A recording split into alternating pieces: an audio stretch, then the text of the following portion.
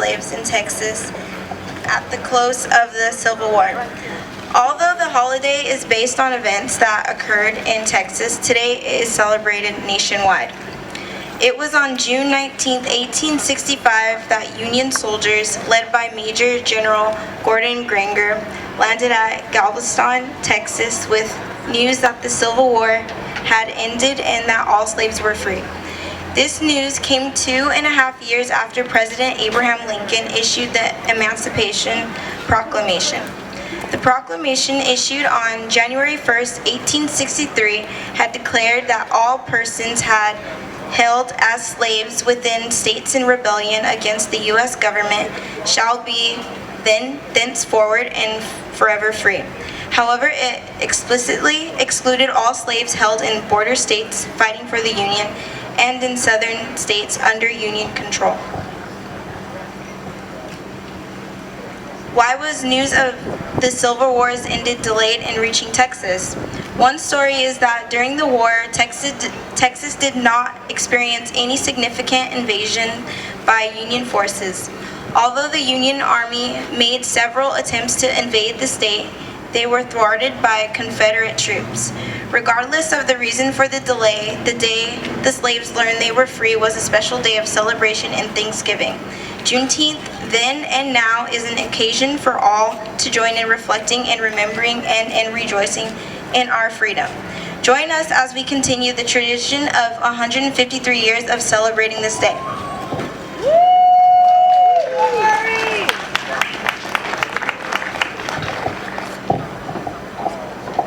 Thank you, sweetheart. Next, we're going to introduce our Buffalo Soldiers, and they're going to share with you more what they're all about. And so let's bring them on up to the stage. Let's give it up for them.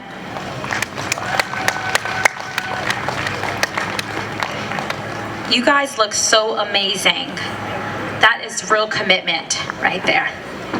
Come on up. Good morning. So beautiful and so handsome. I'm a very encouraging, positive, inspirational person, so you're going to get used to that all day. I only speak words of life, or I don't speak at all. All right, so we have you guys coming up, and you can share with everyone all about yourselves and what you guys do. Good morning, Oxnard. Thanks for having us. I am Jay Collins. This group is the Buffalo Soldiers Mounted Cavalry Unit, BSMCU, out of Southern California. We travel all over the place. Toward the end of July, we'll be in Louisiana, and then we go over to Houston, Texas. We will be involved in a mounted ride of over 200 Buffalo soldiers who look like me on horseback. And it's probably something that's never been done before, but we're going to do it in Louisiana, and we'll do it in Texas. A little bit about the Buffalo Soldiers. 2016 is the 150th anniversary of the Buffalo Soldiers. In 1866, Congress said we need more people out on the Western Front to protect the European settlers who are coming west and settling on Indian territory. There was never really an agreement between the Native American Indians and the government. And people from all over the world came to the United States and settled wherever they wanted to settle. The Native Americans didn't like it, and they retaliated. To meet that force, the U.S. government said we need more soldiers out to protect the U.S. citizens. There was I would say, an experiment to have all black soldiers in a cavalry unit. They formed the 9th Cavalry and the 10th Cavalry. The 9th Cavalry went out, 10th Cavalry went out, they did their job. They were so effective against the Native Americans that the Native Americans gave them a name, a special name. As you know, the buffalo meant everything to the Native Americans. They used the buffalo for everything. Even the droppings on the ground. The droppings on the ground, they would put in their teepee, and it would burn for about 45 minutes of light. So in fighting against the black soldiers, they realized that these soldiers fight differently than the other soldiers in blue coats. Okay, they don't fight the same way. These people, they actually, you can hit them with a lance, you can hit them with an arrow, they won't die. They just keep fighting. And those were your black soldiers. At some point, they became known as the Wild Buffalo Men. Wild Buffalo Men. And over time, the name turned into Buffalo Soldier. So what we do here at BSMCU is we tell the story of the Buffalo Soldiers, their trials and tribulations, the struggles that they had. One of the legacies that they left for all of us is the reason why they fought. And the reason why they fought is because they believed that if they went out and they contributed like every other soldier, that they would get respect and they would get equality. And so war after war after war, we're talking frontier wars, the Philippine insurrection, World War I, World War II, Vietnam War, they fought and they believed that they would get equality. And to this day, we carry on that legacy of believing that one day there will be equality for everybody. Does anyone have any questions, real quick? Okay, they want me to get off the stage. I'll turn the microphone over to Trooper Clyde Phillips.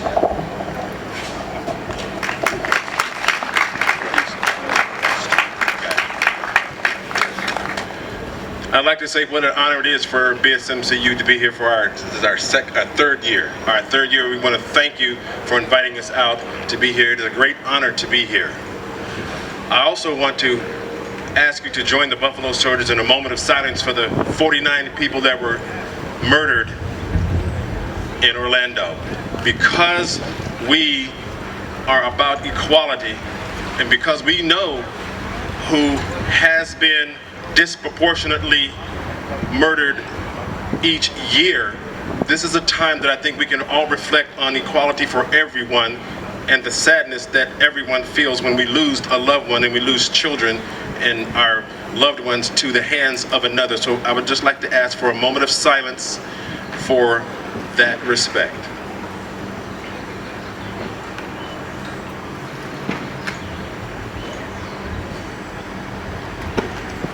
Thank you. Also, I would like to say this is the 150th year of the Buffalo Soldier. There's going to be a commemoration down in Houston, Texas. I think my partner was alluding to here, and we are going to be there representing our unit along with the other national 9th and 10th units. This is a very honorable event for us, and we hope to, as my partner said, represent well, and we will, as we always have. This again is a very, very important event because it recognizes the contributions that the Buffalo Soldiers have made to the development of this country. Just recently, we were commemorated in the state of California at Congress. They passed a resolution recognizing the efforts of the Buffalo Soldier, and it was such a monumental occasion for us to be there, to be one of the groups that received this resolution officially by your state of California in the Congress. So it is there in the state right now.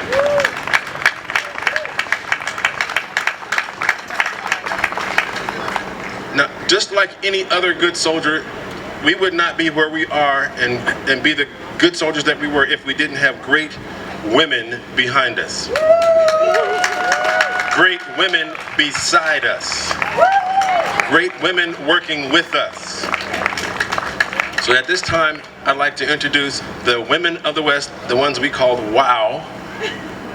The women of the West, who would like to speak? Deborah Collins will speak to you, okay, they'll both speak to you. Women, right? Here we go. Thank you. We all have so much to say. We're going to kind of break it up. But we'll start with the one that has the longest win. Oh, stop. As my husband was saying, the women, we represent the women of the West. We represent the women that, just like just like today, some wives actually followed their husbands, the Buffalo Soldiers, and they weren't allowed on camp with them, but they weren't too far from them, and they did different things to make money, from sewing for the soldiers, cooking, darning, just whatever they could do to make a little money, and they kept there because they wanted to be close to their man, and that's what we do. And we're teaching you today, as well as others, what the women did, because we were the doctors, we were the farmers, we were everything while the men were out fighting. And so our contributions to this country is huge. It is, I mean, we have done a lot, and I think that we don't get the recognition that we deserve. Well, I'd just like to say again, thank you all for inviting us. We are part of the Women of the West. And in addition to going with our husbands when they participate in a lot of functions, we also do characters. And we each portray a different character. I portray a woman by the name of Mary Ellen Pleasant, who is an entrepreneur. And we actually do little skits and we educate people about them. Deborah does the first, she's in the medical field. She does one of the first female African-American doctors. Milena plays a seamstress, Elizabeth Keckley, who was a seamstress for Mary Todd Lincoln, who is Abraham Lincoln's wife. And it's a wonderful thing to be able to educate people about about our rich history. And I think it's so important for young people to understand that we've come from a very rich culture and that there's nothing that can hold us back. So if there's anything that you want to do, there's nothing that can hold you back but yourself but fear. So we want to educate people to help young people reach their dreams and their potential in life. Yes, and as a result, we are trying as hard as we can to inform and educate and include our youth into our process.